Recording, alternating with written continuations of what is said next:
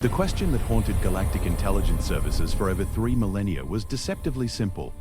Why would any species deliberately announce its location to the universe? This fundamental misunderstanding of human behavior would prove catastrophic for 17 different civilizations and reshape the very foundations of galactic warfare doctrine.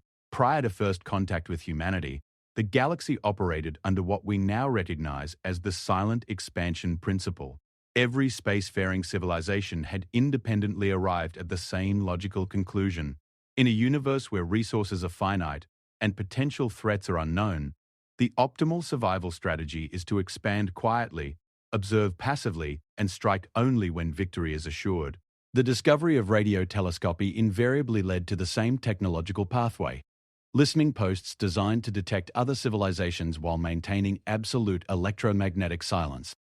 This principle had governed galactic civilization for over 40,000 years. The Kethari Empire had mastered the art of dark expansion, spreading across 847 star systems without ever transmitting a single detectable signal. The Vorthan Collective had perfected stealth colonization, establishing mining operations in 312 systems while maintaining complete radio silence. Even the younger civilizations like the Zephyrian Alliance understood that survival depended on seeing without being seen. Then came the humans. The first detection occurred in what humans called the year 1977, when monitoring Station Omega, 7 of the Hegemony Deep Space Surveillance Network registered an unprecedented phenomenon. A Class G star system, previously catalogued as barren and uninteresting, was broadcasting. Not the faint emissions of a nascent civilization learning to harness electromagnetic radiation, but a deliberate, structured transmission aimed directly into space. Initial analysis suggested equipment malfunction. No rational species would voluntarily reveal its location, technological capabilities, and mathematical understanding to unknown entities across the galaxy. The transmission, later identified as what humans termed the Arecibo message, contained detailed information about their species' biology, their planet's position within their solar system, and their understanding of atomic structure. Intelligence analyst Morgeth of the Kethari Empire's Strategic Assessment Division filed the first official report. Either this transmission represents an elaborate deception by an unknown hostile force, or we have encountered a species suffering from collective psychosis. No other explanation accounts for such reckless behavior. The transmission was dismissed as an anomaly. Surely no species could survive to achieve radio technology while maintaining such naive attitudes towards galactic security. The consensus among intelligence services was that this mysterious civilization would either recognize their error and cease transmissions, or face immediate extinction when more aggressive species detected their signals. Neither prediction proved accurate. Over the following decades, human transmissions not only continued but intensified exponentially. Radio broadcasts proliferated across multiple frequency bands. Television signals leaked continuously into space, carrying detailed information about human culture, technology, and military capabilities.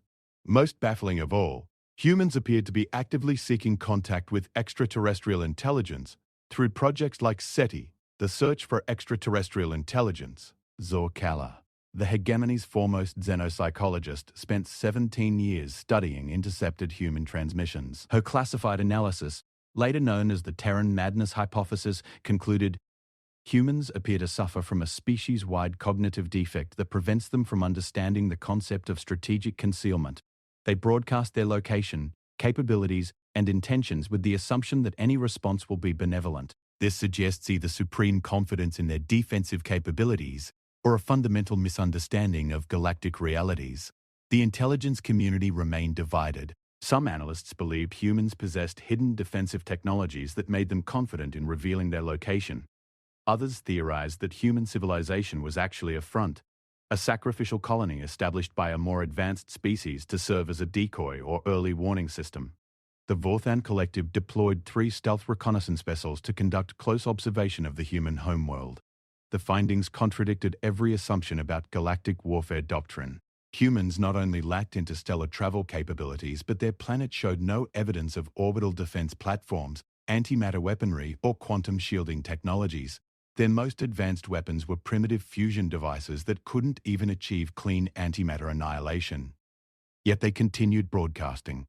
The mystery deepened when human space exploration began in earnest. Rather than developing stealth vessels for covert expansion, Humans launched highly visible missions with full electromagnetic signatures.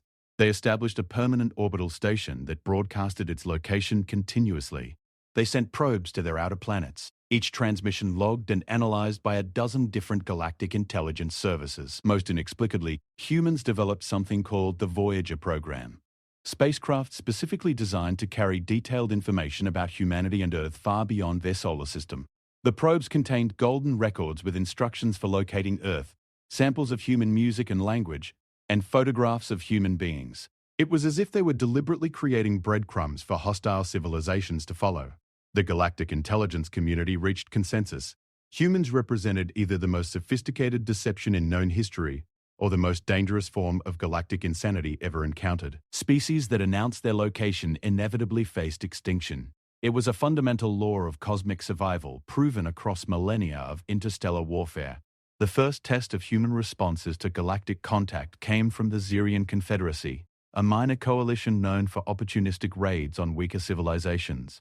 Their strategy was simple: approach human territory with standard intimidation protocols, demand submission, and establish resource extraction operations. The humans would either surrender immediately upon realizing they faced superior technology, or be quickly conquered after token resistance. Neither outcome occurred. The Xerian fleet's arrival in what humans called the Sol system triggered responses that defied all predictions. Rather than surrendering or attempting to hide, humans began broadcasting continuously across all frequencies. They transmitted mathematical sequences, linguistic patterns, and what appeared to be cultural information. Most incomprehensibly, they seemed excited about the contact. Admiral Korvash of the Xerian 3rd Battle Group filed his preliminary report with growing confusion. The humans responded to our arrival not with fear or submission, but with apparent enthusiasm. They are attempting to establish communication protocols and repeatedly transmitting what our linguists believe are peace overtures. They appear genuinely pleased that we have found them. The Xerion invasion plan assumed panic, disorganization, and rapid collapse of command structures. Instead, human governments coordinated their responses with surprising efficiency. Military forces mobilized not in preparation for surrender, but for what humans termed first contact protocols. Scientists and linguists worked frantically to establish communication, while military leaders prepared defensive strategies that demonstrated thorough understanding of three-dimensional space combat principles. When Admiral Korvash demanded humanity's surrender, the human response shattered every assumption about their supposed technological inferiority. Earth's defenses activated simultaneously across multiple platforms: orbital kinetic weapons that had been disguised as commercial satellites, ground-based antimatter cannons concealed within civilian infrastructure, and a previously undetected network of asteroid-based railgun installations throughout the outer system.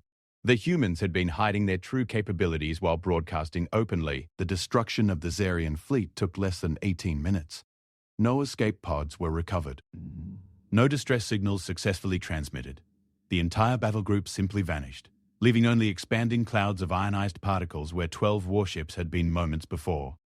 The galactic intelligence community faced a revelation that would redefine their understanding of warfare. Humans had developed the most sophisticated military deception in galactic history. Their continuous broadcasting wasn't evidence of naive incompetence. It was the most effective camouflage ever devised. By announcing their location while concealing their capabilities, humans had achieved perfect strategic surprise. Every civilization in the galaxy knew exactly where to find them, making Earth appear to be an easy target for opportunistic raids. Meanwhile, humanity had spent decades preparing defenses specifically designed to exploit the assumptions of species operating under traditional stealth doctrine. The revelation triggered immediate crisis sessions across 17 different galactic governments. If humans could successfully deceive the galaxy's intelligence apparatus for over 50 years, what other assumptions about galactic warfare needed revision? How many other species might be employing similar strategies? More importantly, what were humanity's actual intentions? The answer came through a series of incidents that galactic historians would later term the Awakening Campaign. Following their victory over the Xerian Confederacy, humans didn't consolidate their defenses or attempt to negotiate from a position of strength. Instead, they did something unprecedented in galactic warfare. They sent rescue missions to recover Xerian survivors from damaged escape pods. Human medical teams provided emergency treatment to wounded Xerian soldiers. Human engineers assisted in repairing damaged Zerian equipment.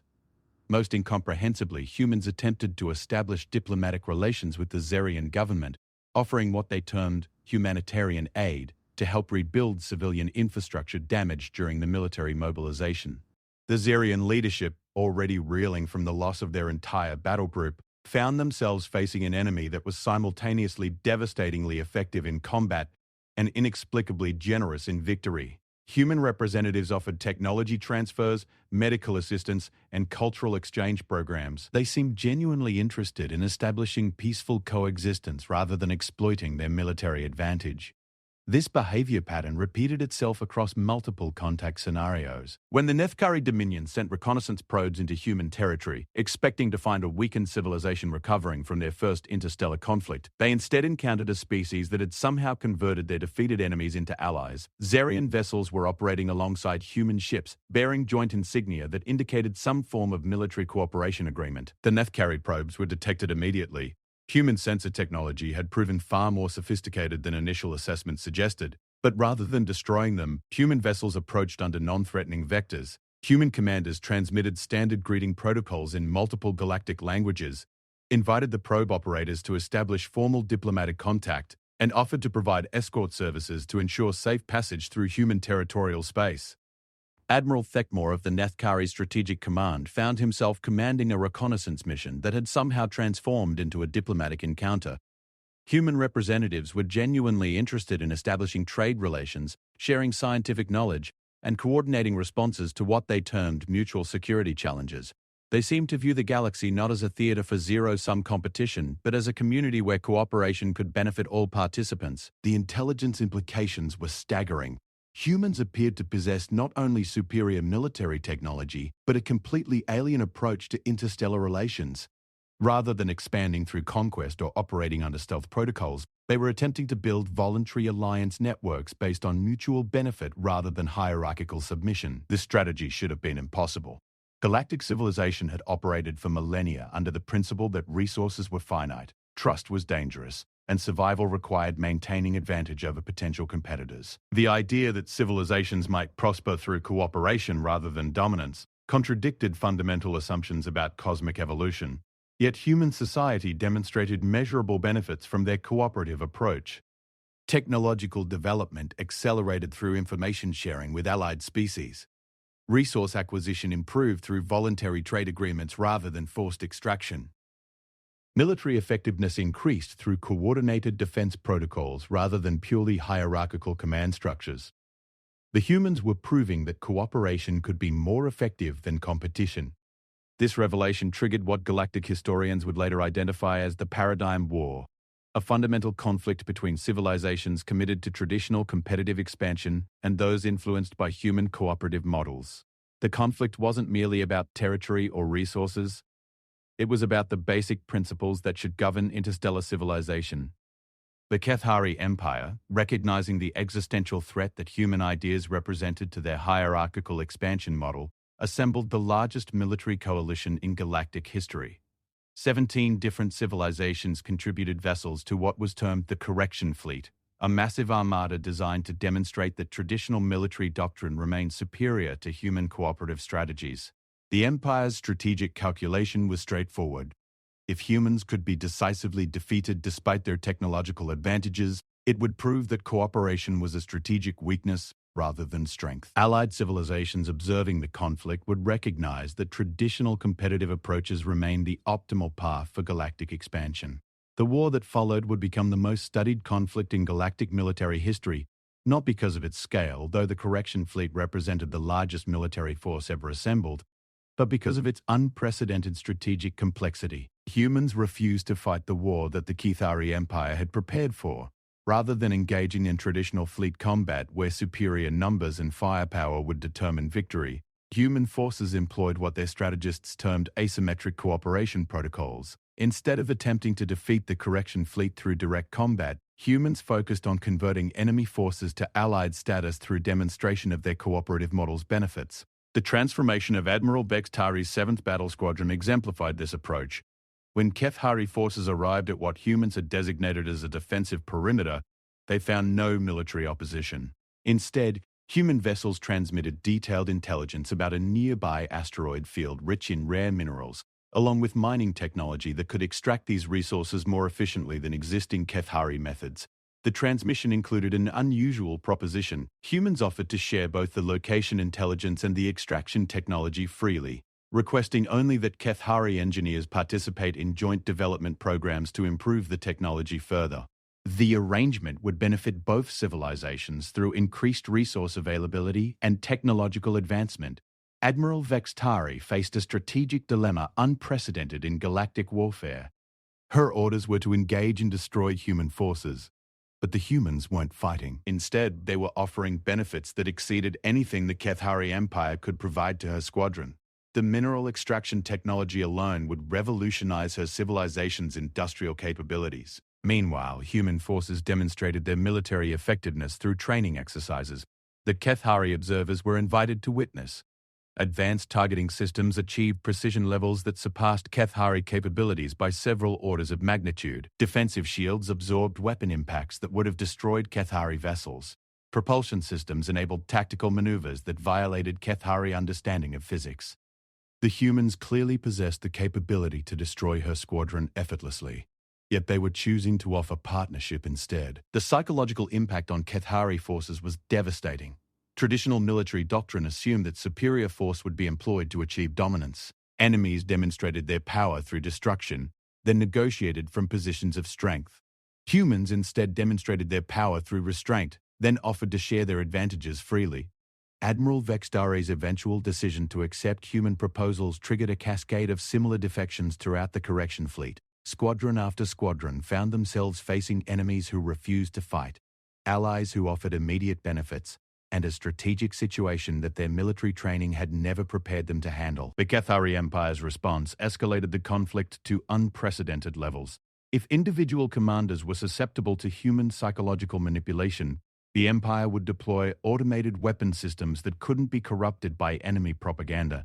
Unmanned battle platforms would engage human forces according to program parameters, immune to the social and economic incentives that had proven effective against living crews. The deployment of the automated suppression network represented the Kethari Empire's commitment to proving that traditional military doctrine remained superior to human cooperative approaches. Thousands of autonomous weapons platforms spread throughout human territorial space, programmed to destroy any vessel that couldn't provide proper Kethari identification codes. Humans responded with a strategy that once again defied galactic warfare expectations. Rather than attempting to destroy the automated platforms, human engineers began studying them. Teams of scientists approached the weapon systems under non-threatening vectors, analyzing their design principles and operational parameters. Most incomprehensibly, humans began improving the platform's effectiveness. Human modifications to Kethari automated systems enhanced their targeting accuracy, improved their energy efficiency, and extended their operational lifespan. The platforms became more effective weapons while simultaneously becoming less likely to engage human vessels. Human engineers had somehow reprogrammed the systems to recognize human ships as friendly forces without altering their core mission parameters. The Kethari Empire found itself facing an enemy that converted their own weapons into defensive assets. Human-modified automated platforms began protecting human territory more effectively than the original Kethari forces ever could. The Empire's own technology was being used against them, yet in a manner that seemed to benefit all participants rather than creating traditional dominance relationships. The final phase of the conflict demonstrated the ultimate implications of human cooperative doctrine. As the war continued, human allies began sharing the technologies and strategies they had learned through cooperation with humanity. Zerion vessels equipped with human-designed weapons systems proved superior to Kethari equivalents. Nefkari defensive technologies enhanced by human engineering principles created shield systems that could absorb weapons impacts far beyond their original specifications. The humans had created a military alliance that became stronger through cooperation rather than weaker through competition for resources and authority. Each allied civilization contributed their unique technological advantages to a collective defense network that exceeded the capabilities of any individual member species. The Kethari Empire faced a strategic impossibility, an enemy alliance that grew stronger with each engagement, that converted defeated forces into allied assets, and that seemed to benefit from the very conflicts that should have weakened them. Traditional military doctrine provided no framework for responding to such an opponent. The war ended not through decisive military victory, but through systemic transformation of the galactic political structure. Kethari forces found themselves increasingly isolated as their potential allies recognized the benefits of joining human-led cooperative networks. Even within the Empire itself, civilian populations began demanding access to the technologies and opportunities that human allies were receiving. The final surrender came from Emperor Korth Agen himself, who formally requested membership in what humans had termed the Galactic Cooperation Initiative. The Emperor's public statement acknowledged that human cooperative doctrine had proven superior to traditional competitive approaches. We sought to demonstrate the weakness of cooperation through the strength of competition. Instead, we have learned that true strength emerges from the willingness to share power rather than the ability to monopolize it. The transformation that followed redefined galactic civilization according to principles that humans had been broadcasting for over 50 years before first contact. The same openness and transparency that had initially seemed like dangerous naivety proved to be the foundation for the most stable and prosperous interstellar community in recorded history. Yet the deepest lesson of the human contact paradigm wasn't technological or strategic, it was philosophical. The galaxy had operated for millennia under the assumption that survival required strength, and strength required dominance over others. Humans demonstrated that true strength emerged from the willingness to make others strong as well. This principle extended far beyond military applications. Human scientific methodology emphasized sharing research results rather than hoarding technological advantages.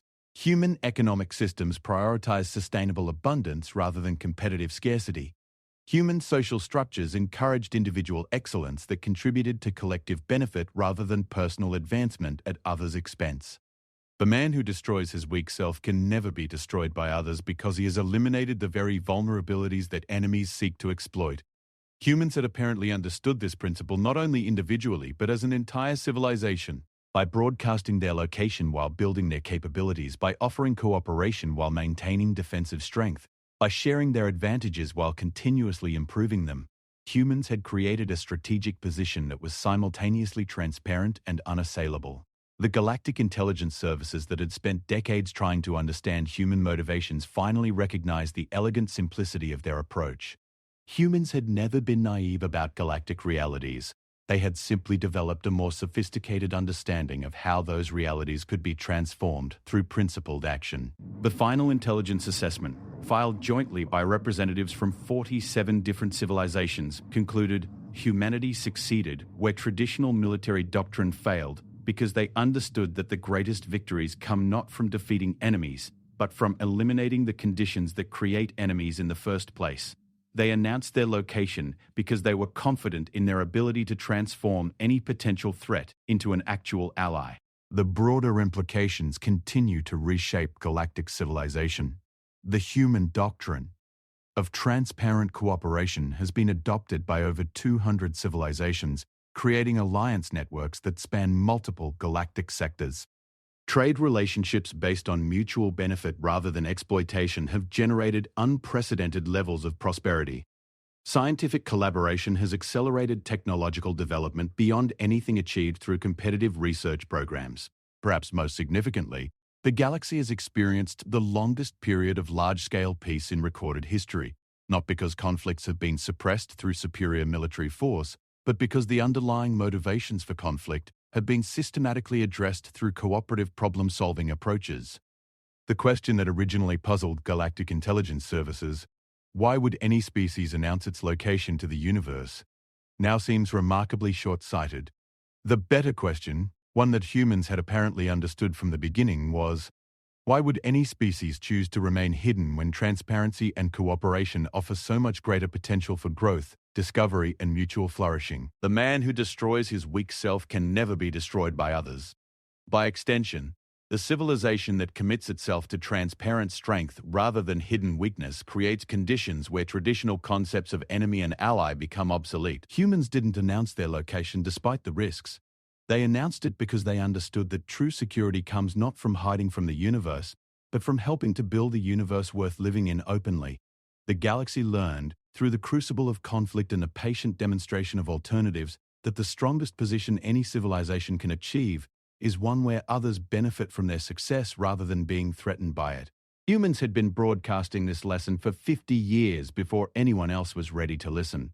Their patience in maintaining that broadcast, despite all conventional wisdom suggesting its foolishness, may represent the greatest strategic achievement in galactic history. In the end, aliens never understood why humans announced their location until war began, because they had never considered that the purpose of strength might be something other than dominance. Humans taught the galaxy that the ultimate expression of power is the ability to make enemies irrelevant by transforming them into allies. This transformation requires not the conquest of others, but the continuous conquest of one's own limitations, fears, and assumptions about what is possible when beings choose cooperation over competition. The human model continues to spread throughout the galaxy, carried not by conquest but by example, not by force but by invitation. Each civilization that adopts transparent cooperation principles discovers the same fundamental truth. The strongest defense against external threats is the elimination of reasons for others to become threats in the first place. This is perhaps the deepest meaning of the principle that those who destroy their weak selves cannot be destroyed by others. Weakness, in this context, refers not to military capability, but to the psychological and social limitations that create the need for enemies. Humans had somehow achieved collective liberation from these limitations, enabling them to approach the galaxy with confidence rather than fear, openness rather than secrecy, and cooperation rather than competition. The war that the galaxy fought against human principles ultimately became a war against their own assumptions about what strength means, what security requires, and what is possible when beings choose to build together rather than tear each other down. In losing that war, the galaxy discovered that some defeats are actually victories, and that the greatest conquests are those that leave everyone stronger than they were before. End of document classification. DELSSIFIED. Public archive distribution. Unrestricted, educational use. Authorized archive reference. GCA 2 3 8 7 T E R R A ANALYSIS FINAL. Total word count. Approximately 8,000 words.